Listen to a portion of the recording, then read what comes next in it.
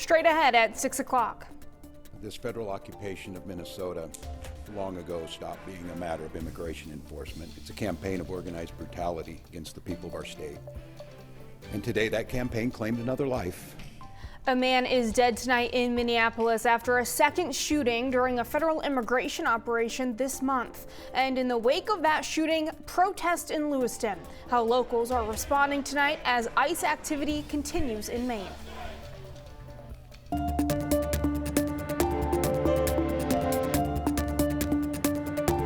Thanks for joining us tonight. I'm Sam Olson. We have a lot of news to get to this half hour, including the details on a deadly shooting in Minneapolis involving federal immigration agents. Now, Governor Mills is requesting a meeting with the president. But we will get to all of that in just a moment. Meteorologist Dana Osgood joins us now with a first look at the frigid temperatures that are hitting our state right now. Hi, Dana. Hi, Sam, and you're right. We have a lot of very frigid weather here, and that trend that's going to continue into the weekend and even next week. And we also have a lot of snow to talk about. We'll talk more about the snow in a minute because I want to talk about our temperatures first. It has been extremely cold throughout the state today. In fact, most of the state in the single digits above zero or in the single digits below zero. Right now, it's -1 in Sebago, -1 in Waterford, -11 right now in Rangeley, 0 degrees currently in Rumford, -9 in Jackman and Greenville, 0 in Dover Foxcroft right now, 1 degree in Bangor, 3 degrees right now in Eastport. It is very cold across the entirety of the state.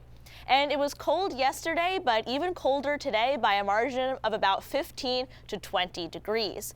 It was also a bit breezy today, especially in areas of northern Maine. Right now, Greenville gusting to 35 miles per hour, and that means our wind chill temperatures are even colder than the temperatures we have outside. Right now, the feels-like temperature in Rangeley is -33, -3 degrees right now in Portland. We have a lot of snow coming up in the forecast. I'll have more details about that in just a few minutes.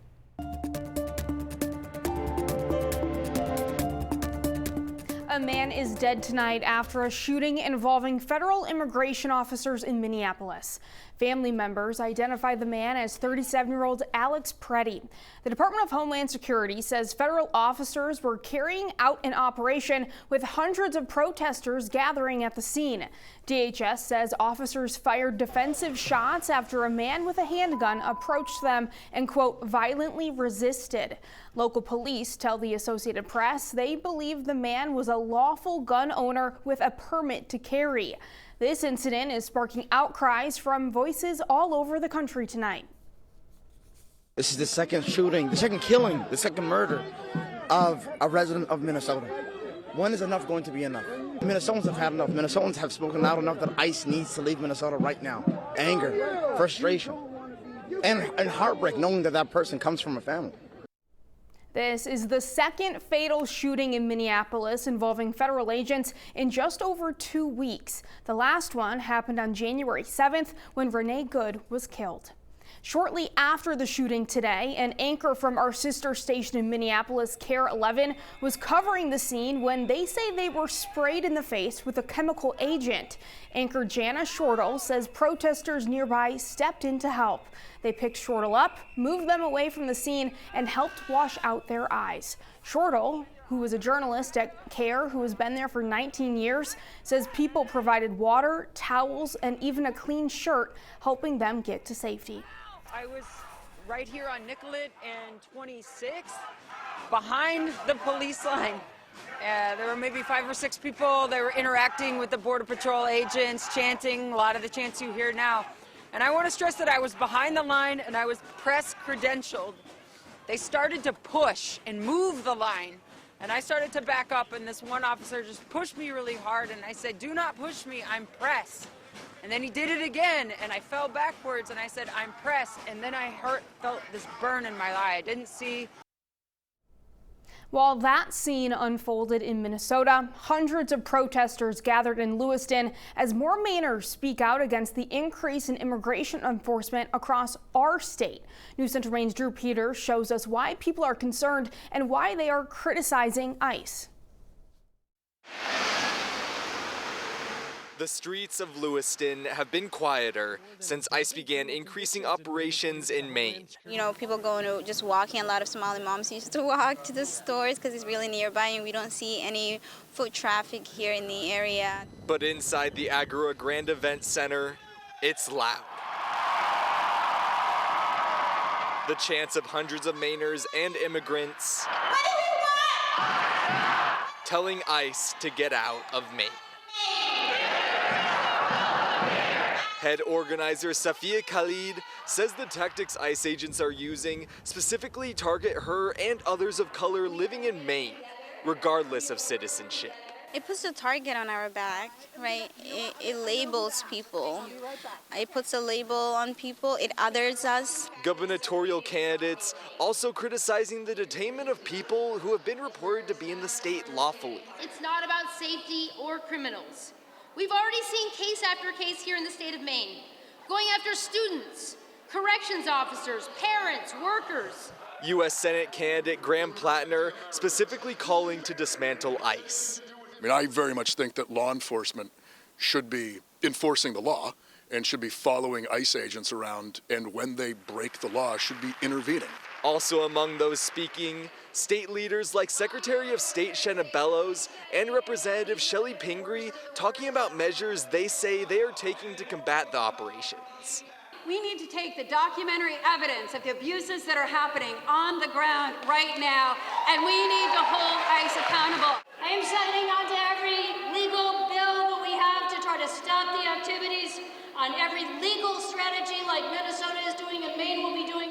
Actions Portland and Lewiston mayors Mark Dion and Carl Shaleen are supporting. Your dissent is incredibly important. It does make a difference. Calling on their cities to stand united in the face of fear. Our differences are not a fault line. They are the strong foundation of who we are. In Lewiston, Drew Peters, News Center, Maine. Today, Governor Janet Mills said she is appalled and heartbroken over another killing by federal agents. The governor wrote in a statement that she is requesting a meeting with President Donald Trump. Mills said she wants to, quote, demand in person that his administration withdraw these untrained and reckless ICE agents in Maine and across the country who are stoking fear in communities, arresting illegally present people, including law enforcement officials, and who pose a grave threat to public safety. She went on to say, quote, I call on Congress to immediately bring Secretary Noem before them for a public hearing and cut off any further funding for ICE until their lawless tactics and dangerous behavior cease, end quote. Meanwhile, Senator Susan Collins, Jared Golden, and Angus King have not shared statements with us today. Just yesterday, though, Senator Collins' office said she had contacted DHS about the legality for recent arrests in Maine. Meanwhile, Senator King spoke publicly on Thursday, saying the DHS budget is on the docket for next week in Washington. He said there are negotiations right now about how the bill will either facilitate or restrain ICE activities. The Portland Police Department now says it arrested 6 people who were causing a disturbance outside hotels in Portland last night. This video was taken last night on 4th Street outside the Residence Inn and the AC Hotel. Portland police say it at first was a small crowd that wasn't causing any issues, but around 10:20 last night there were about 40 people who came blowing whistles and banged on drums. Protesters told News Center Maine they believed ICE agents were staying at the hotel. Police say they told the crowd they would be charged with disorderly conduct if they didn't leave. Then 40 minutes later, police say they arrested 6 people and took them to the Cumberland County Jail.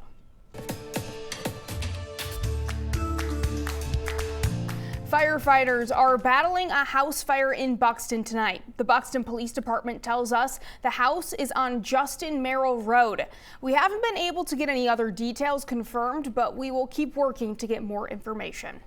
Now to another fire that left 1 man dead in Dexter last night and happened around 5:30 yesterday evening at a home on Grove Street. The State Fire Marshal's office said firefighters at the scene were told 1 person had escaped the fire, but another person was still inside the house. According to the State Fire Marshal, fire crews found a body on the 2nd floor while still working to put out the fire. Fire investigators have determined the fire started in the kitchen and appears to be cooking related. The investigation is ongoing. Meanwhile, the chief medical examiner's office will formally identify the body. In other news, officials in Orono are searching for a 19-year-old who was last seen Monday. Chance Lauer, who was last seen at the Orchard Trail Apartments where he lived in Orono. Here's a picture of him here. The town's public police department says his cell phone is off and his wallet was found in his room. Police also say he doesn't own a car. Lauer is 5 feet 8 inches tall and weighs about 160 pounds. Anyone with information is asked to contact Maine State Police Dispatch at 207-973-3700. Coming up, New England faces a massive storm tomorrow, but one town in Massachusetts isn't making people move their cars with towing. Why they're hitting drivers with fake tickets first, after the break.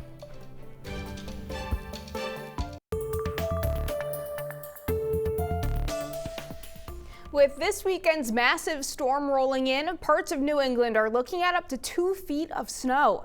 That means snow plows will soon be out in force, and some towns are getting creative to make sure cars aren't in their way. Kimberly Bookman reports.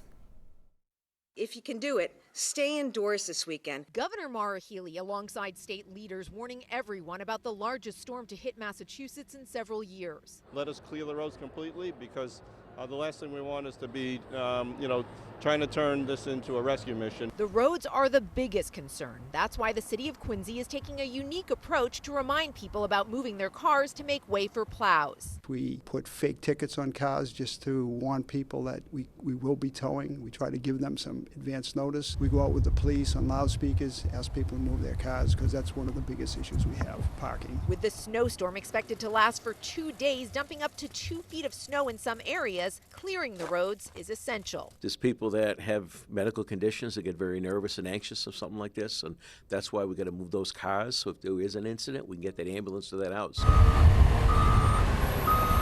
To prepare, Quincy officials say they have 5,000 tons of salt and 180 pieces of equipment. State officials say they're prepping 3,200 plows, loaders, and salters. We expect a lot of drifting, especially in the early morning hours of Monday and into the morning commute. So we're really asking people to be cautious. A storm of this size, it takes us typically about 4 hours to clean up after.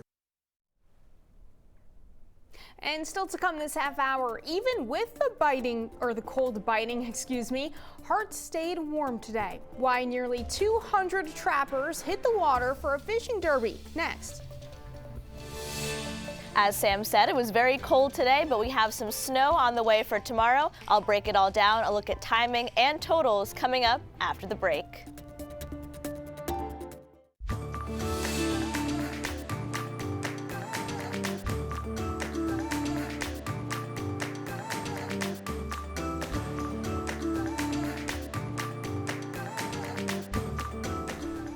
Well, Dana, we've been talking about it all week, and that winter storm is finally heading our way. At this point, it's formed, it's getting closer. Now we're really just finalizing the last of our forecast, and I would say it's a pretty significant storm that's headed our way. But I wanted to talk a little bit about the cold this weekend first. So here's a look at some of our high temperatures so far today. In areas of northern Maine, did not get above zero, a high of -4 in Rangeley, a high of -4 in Greenville. Areas closer to the coast, high temperatures in the single digits and low teens, and that wind chill made it feel even colder. Wind chills across the state right now below zero, even in the -30s in some areas of the mountains. We did have a lot of sunshine out there today though, and in fact I was out for a little while earlier today and I didn't think it was super cold, but I wasn't out there for a very long time, and the sunshine certainly made it feel like a nicer day. We do still have a cold weather advisory in effect for a lot of the state here, with the exception of areas of southern and coastal Maine, and that's in effect until tomorrow morning at 7 a.m. So overnight tonight, our overnight low temperatures will be still below zero, and that is why we do have that cold weather advisory in effect. And we're close enough to our winter storm that we've been upgraded to a winter storm warning for most of the state here, highlighted in this pink color, which means that our snow is going to be on the way. So once we get into Sunday afternoon, Sunday morning will be fairly calm with just increasing clouds. It'll still be very cold, and then the snow starts to arrive before 3 p.m. in areas of southern Maine, and in general, the farther north and east you go, the later the snow will arrive. And so the snow will start to move in, and I think it'll move in pretty quickly and pretty heavily as we have this snow. And then it will overspread the state as we get to around dinner time, moving towards areas of the Bangor area. And then overnight, most, if not all of the state will be seeing this snow, and it will be fairly heavy at times. Take a look at some of these temperatures, though. Single digits and low teens, so it's going to be very, very cold as this system progresses. And then the heaviest snow will be Sunday night into early Monday morning. I think the Monday morning commute does look pretty tricky.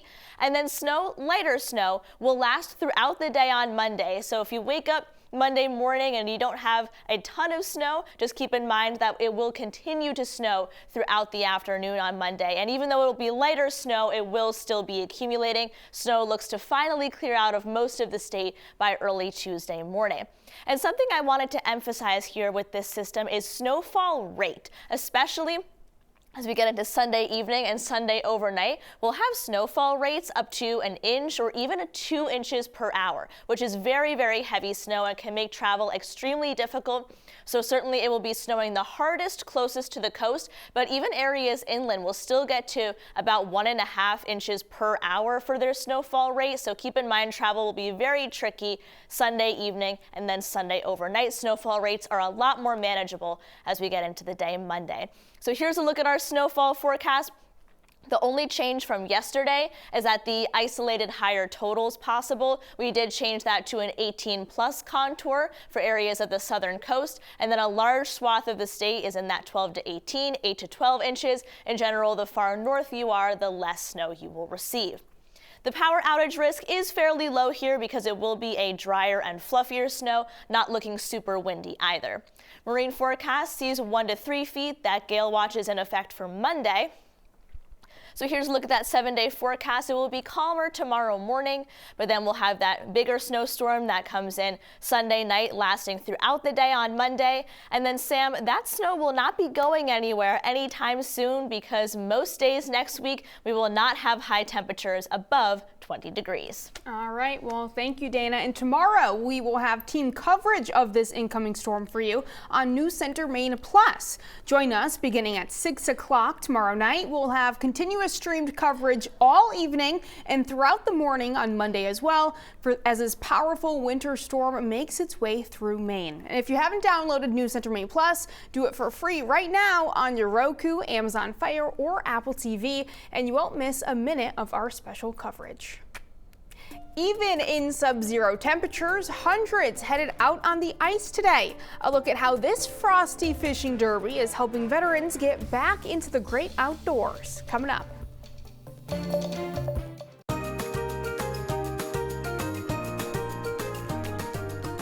Hundreds of people braved frigid temperatures in Aurora today for the Great Pond Ice Fishing Derby. There were some big prizes at stake, including top-of-the-line traps and a brand new shack. But News Center Maine's Ryan Bell shows us how the event was about more than just hauling in trout. We've been doing pretty good. We've been running quite a bit. Despite sub-zero temperatures, about 200 people made the trip to Aurora Saturday morning. I know it says -2 on the phone and the wind says really cold, but hand warmers. Drilling holes and setting traps in support of retired veterans and law enforcement. It's an amazing organization, and this is just a way that, they give back, and you spend your $20 to go fishing, and in the end of the day, you might win something. The 5th annual Great Pond Ice Fishing Derby is a fundraiser for Operation Reboot. The nonprofit takes former service members on hunting and fishing trips to reconnect with the outdoors and civilian life. I learned a lot about myself that I'd kind of forgotten and lost over the years, and it kind of re-energized me. It kind of got me going again. Bill Lemke is one of the program's success stories. He says a moose hunting trip helped him return to normalcy. And since then, I've been around Reboot as much as I can. I've gotten my guide's license so I can kind of help other veterans and law enforcement and whatnot kind of find those same pieces that they may have lost themselves. And he's not alone. Hundreds of people get involved with Operation Reboot programs every year. Sometimes it helps pull guys out of funks to get back into the outdoors and haven't done it for many years. Other people find something that they absolutely never knew they were missing. And we couldn't do it without our community members being willing to get out on a day like today. It's wild. The Derby is expected to raise about $10,000. Hello, perch. Creating memories today for those on the ice. Run, check a flag, come back and get warm, and, just have a good time. Keep your fingers from getting frostbite. And tomorrow, for the people who keep our country safe. In Aurora, Ryan Bell, News Center, Maine. The Derby wrapped up at 3 o'clock this afternoon. Wyatt Boyington took home the first place trout and Lewis Kidder had the winning pickerel. In the kids division, Liam Bartlett won a brand new set of traps. And we'll be right back. You know, Dana, the weather is on everyone's mind tonight as we head towards tomorrow evening. Yes. I just went to the store yesterday to get some groceries and it was packed, so people were preparing. I'm sure we are going to get a lot of snow, especially if you're in areas of southern coastal Maine. That's where we're expecting our highest snowfall totals, but a good swath of the state is expected to get at least a foot of snow. So that snow will be starting Sunday afternoon, continuing throughout the day Monday. Heaviest snowfall will be Sunday overnight into Monday morning. Up to about 1.5 to 2 inches per hour snowfall rates, so travel will be fairly tricky during that time. Snow will be lighter during the day on Monday. And then it will not be going anywhere anytime soon because we're going to remain quite chilly, but much calmer for the end of the week, Sam. So we will have some more coverage, especially tomorrow on News Center Maine Plus, so make sure you join us for that if you want to get more information about the storm. Yes, thank you, Dana. And that is all the time we have for tonight on News Center Maine at 6. Be sure to join us back here tonight at 11.